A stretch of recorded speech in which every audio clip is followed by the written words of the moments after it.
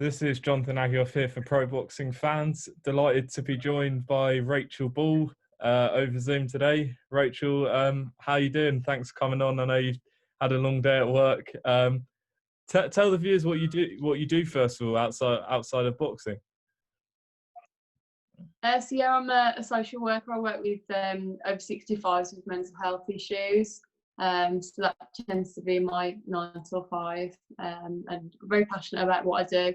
Love what I do. Very interested in it. But yeah, it's demanding, but yeah, it's got to get on with it, haven't you? How long have you been doing that for? For I think it's going to be 5 years now. Obviously, I am quite young, and I'm generally quite young in my job field. Really, a lot of people are a lot older than me in social work. But I came into it quite early, and I've just adapted with it. Really, and I do enjoy it. How do you? I mean, I asked you a bit off camera before, but how do you fit in the time? Yeah, I know there's a lot of boxers right now who are working, outside of fighting as well. But how do you find the time to sort of do as much exercise and training as you need to do to perform?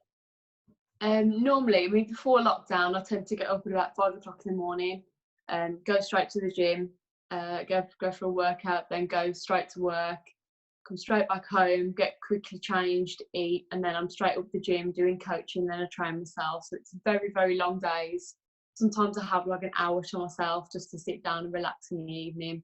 So it can be it's quite draining, and I really have to make sure that I am keeping myself as well as possible with the time that I do have to actually for myself really. So in lockdown, I have had a hell of a lot more time for myself. I'm not driving for like 2 hours a day. I'm not rushing about here, there and everywhere. I can do some more workouts at home, and I'm working from home as well. So it's done me good really, to be honest. I've had a lot more time for myself, and I'm feeling in a better place mentally really. Mm. In terms of sort of your day job as a social worker, you say you work with sort of men over 65 with mental health issues. How much do you ever stress about sort of the importance of sport and exercise in general? Is that something that you sort of lay across to them at all? Yeah, I mean, keeping active, yeah. But I must admit, the clientele that I tend to work with, they're at risk of falls and they have mobility issues as well. So it's about balancing that of being as active as possible, but just minimising the risks really. It's kind of a balance. I mean, there's a lot of research with things like dementia, which I work with a lot, that the importance of good diet and exercise. Regularly doing exercise can help your risks of developing dementia. So I do always try and encourage people to be as active as possible. But I must admit, I don't tell them I'm a boxer, because obviously that doesn't it kind of increases your risk of things like brain damage and dementia. So I don't really talk about that bit when I'm at work. How I know, in terms of your background into the sport, you started off in sort of kickboxing, did very well in that, world champion. So talk to me how it sort of went from there to where we are today, professional boxer. So really, we kind of done all that we could do really in kickboxing, and I think especially now, because there's a lot of girls that have gone into boxing. There's much less girls on the kickboxing scene, to be honest. So it was the right time for me to cross over to boxing. There was 2 paths for me really. We won the world titles. It was either K1 or going boxing. And I had a few K1 fights, and I did enjoy it. It was good fun, throwing knees and low kicks and stuff like that. And I wouldn't say no to doing it again in the future, to be honest. But we just felt that there was more of an opportunity in boxing. And probably just how different it was. I think that really kind of enticed me into going down pro boxing route really. What are the key differences, and are there any similarities at all? Similarities, I would say, just I think the aggressive nature. I think that's a lot of kickboxers you'll see, like Chantal Cameron, there's Brad Foster as well, very aggressive in their style, and that's because I've come from a kickboxing background. They're naturally very aggressive like that. The difference is there's a lot more space in between your opponent when you're in kickboxing. You need to move your head a hell of a lot more in boxing, and your stance is very, very different in boxing as well. You know, especially in pro boxing, you need to be, you know, really solid on your feet, bend your knees. Whereas in kickboxing, you can be quite light on your toes. You can just flick your legs up as and when you need to. So there is a lot of differences, and it's not like I've just gone over to pro boxing and just thought, okay, well, I'm punching now. There's a lot more to it. There's a whole new world of knowledge and skills that you need to pick up on when you go into boxing. Having been at sort of the top level of kickboxing, I guess with that pressure of being at sort of the top level, when you come into sort of boxing where you sort of start from the bottom, but is there a case of the fact that you're kind of used to this kind of pressure more than most? I'd say, yeah, I am used to the pressure. Obviously, there's a lot more exposure and social media around boxing. So in that way, the two can't compare. But obviously, it's given me a lot of experience doing the longer rounds, which obviously now coming into the big fights, that experience is great to have on the back of, really. So I think that's probably one of the main advantages of it, really. For those that don't know, 5-1 now going into Matchroom Fight Camp week 3. Just a great opportunity. How did it sort of come about that you're going to be fighting Shannon Courtenay in Fight Camp? It's probably my manager and my coach just kept pestering them, really. But yeah, I mean, I've wanted to get my weight down some time. Obviously now it's domestic fights here in the UK. It's more difficult to get opponents, and it's you know, you've got the choice of the girls in the UK, really, well, England. So it just made natural sense, really, to go for that choice. And you know, I was aware of when Shannon came onto the scene in pro boxing. I did wonder, you know, what weight she at. But yeah, that was how it came about, really. I think because of the pressure, because of COVID, and we can't have the fighters from abroad coming in. It was kind of like, well, where else are we going to get the, you know, other fighters from? So I think that's really how it came about, really. And just you know, my manager be really doing the best for me and keep pestering Matchroom, really, I think. Is this the sort of fight that you wanted? I know. Obviously, you fought mainly international opponents. I believe Shannon the same, but to have the sort of a domestic fight with, you know, someone the public know very well from her time being exposed on Matchroom shows, is this the perfect fight for you at this stage? Oh yeah, definitely. You know, it certainly comes with its advantages, really. You know, the fact that Shannon's so very well known, and you know, people have got a massive following as well. So me coming onto just fighting her, that's great for me.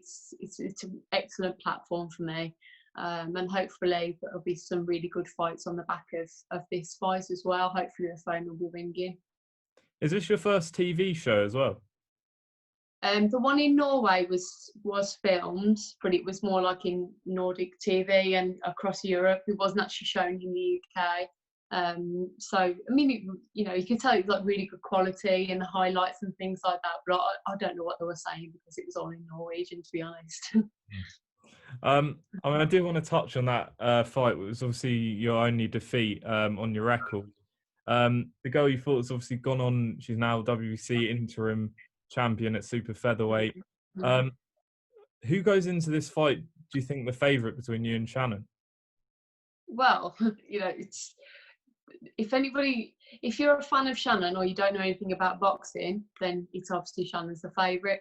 I think the amazing part of my kind of story is that I'm having interviews and people message me going, you know what, you're not very well known, but I think you're going to do it. So that's something that I'm really enjoying at the moment. I'm enjoying the fact that, you know, people don't know me, but I'm sure they will, you know, get to know me a bit more. And I'm just enjoying the fact that, you know, I can just be able to showcase my skills and hopefully shock a few people. Hopefully people will be thinking, where's this girl been for the last 3 years that she's been pro? For those that haven't seen your style yet, what can the fans expect on July 14th, August 14th rather? I'd say I'm an aggressive fighter, but I'm quite dynamic as well. My style tends to depend on my opponent, how they are, to be honest. So I can keep it long, but I can get in there and tear it up as well. And not afraid of a scrap as well. So yeah, I think I'm an exciting fighter if I do so myself. So hopefully everyone else will tune in and enjoy it as well. What have you made of Shannon's career so far? She's obviously, I think, had one less fight than you, 5-0. As you say, her profile's probably slightly bigger, but what have you made of her as a fighter so far? She's got good head movement. She's got good foot movement. She likes to come in and swing with the big left hook and things like that. I'm not underestimating her at all, and I never do with anybody. Everyone's got 2 arms, 2 legs. That's the way I look at it when you get in the ring. Anyone's capable of knocking you out, so you've got to be on your A game, really. I think she is due a test, and I think quite a few people on social media have said, look, I think you need to be fighting someone, decent now, not just a journey girl. So hopefully, I'm sure it'll do her career good as well to have a really good fight, a 50-50 fight as well. Fighting in the Matchroom back garden is quite different to what we're used to, obviously. But it does look very impressive, and I'm sure it'll look even more impressive when you're out there. Sort of mentally, are you sort of preparing yourself for what it might be like? Have you sort of considered, what it's going to be like with absolutely no fans, and sort of in a completely different environment? What's your thoughts on it, just being in sort of the garden itself? I haven't really gave much thought to, the garden itself, and obviously been thinking about the fight, obviously, but the thing that I'm really thinking about is the build up, because I'm going to be in a hotel for 3 days beforehand. Those are the things that bother me more than fighting in a garden, in Eddie Hearn's garden kind of thing. But in terms of the fight itself, where it is, I think it's going to be great.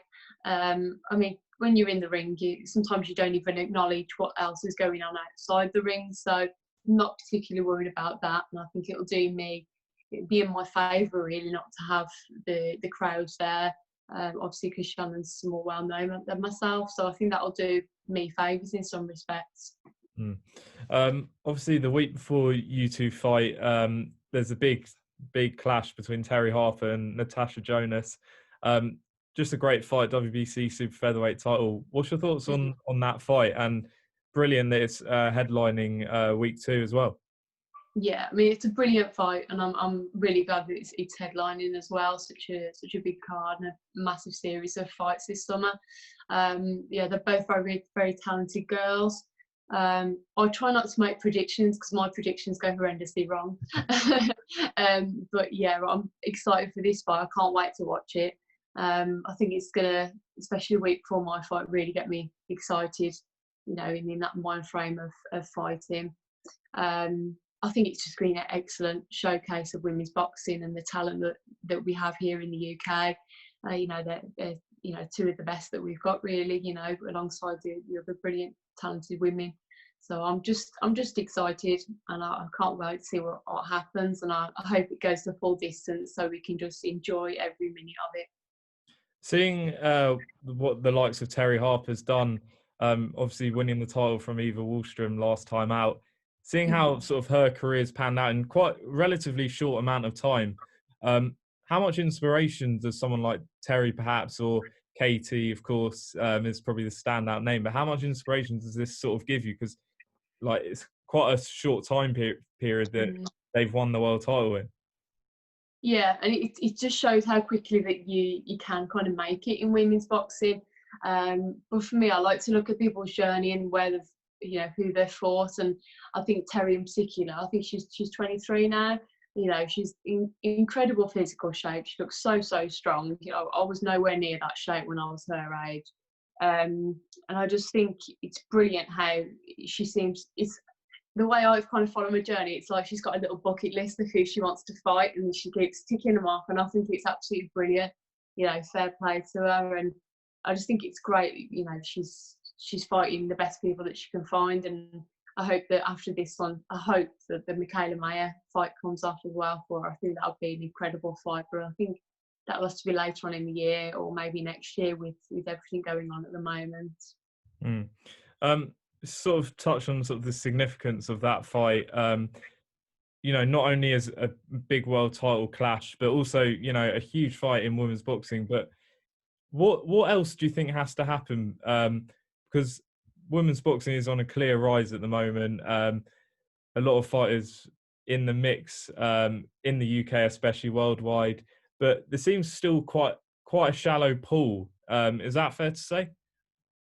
Yeah, I think it is fair to say. There are quite limited numbers of women in certain weight categories. I think we're okay in like a lightweight, super featherweight, but as you start to move down, I think it's particularly difficult. So yeah, there is that to bear in mind. It's quite difficult in terms of what we can do to help women's boxing, to support it. It comes down to the fans. It comes down to the fans and them supporting the girls and parting with their hard-earned money and coming to their shows, because that's how we can make it. That's how we can afford to bring girls from abroad in. And I think that's why we do struggle sometimes, because our expenses are a lot more expensive because we have to pay for flights as well. So that makes it a lot more difficult when you're starting out in boxing. So I think people are starting to get more engaged in women's boxing. But we just do need the support of the fans to come and physically come and buy a ticket off us, not just watching live streams and things like that.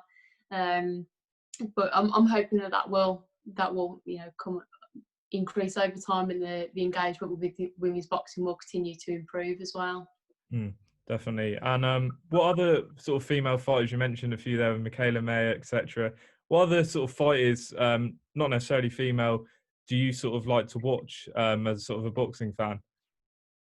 For me, I don't follow like one person in particular. I like to look at all different parts of boxing and just enjoy their different attributes of each particular one. I love watching small hall boxing. There's amazing amounts of talent there, and just because they're not on TV or signed to a big name doesn't reflect on the quality of the boxing. I mean, one of the best fights that I've ever seen, Jason Wellborn and Tommy Langford. I was only in Walsall Town Hall, but it won Fight of the Year. So that was an incredible fight, and I was so glad that I was there, and I fought on that undercard myself. So yeah, I love watching all aspects of boxing, from the heavyweights. Obviously, they're entertaining. The bigger they are, the harder the fall. But I love watching the lighter ones as well.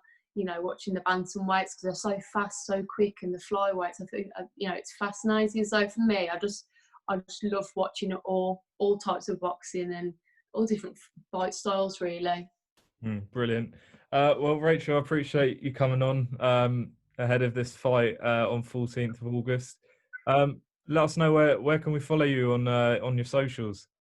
Yeah, so on Facebook I'm at Rachel Pro Boxer, and on Instagram I'm at Rachel_Pro Boxer. Great stuff. Well, Rachel, I wish you the very best of luck. Are you going to train now? Much. Sorry? Are you heading to training now? Yeah. Gonna go out in a minute, so. Well, there you go. Almost 8 o'clock. So commitments there, definitely. Rachel, appreciate you coming on, and we'll catch up Thank you so much. soon. Appreciate that. Cheers.